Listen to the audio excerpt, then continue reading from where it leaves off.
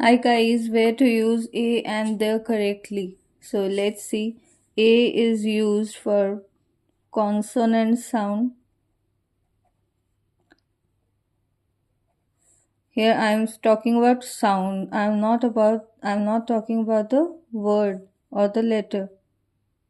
Then a n is used for vowel sound and the is used for one of a kind, a thing that is one of a kind, or when we describe any specific noun. Okay, so a is used for consonant sound, n is used for vowel sound, and the u is used for a thing of specific or one of its kind. Okay, so let's see the examples. Blank chair.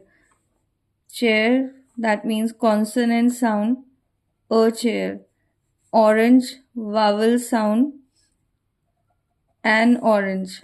MLA, although the letter is M, but the sound is of vowel, then it will be an MLA. Sun is one of its kind, it's a unique one, so we will use the sun. Umbrella, sound O is coming, and that is a vowel sound, that's why an umbrella. Then European, and U sound is coming, so it will not take an European, it will take a European. Why? Because we will go by the sound. Then next is SP. Sound of A is coming, and A, E, I, O, U, that is vowel sound. So NSP. Next is one-eyed man. So the sound will be of V or W. So it will take consonant and it will show that it is a consonant sound. So for that consonant sound, we will be putting a one-eyed man.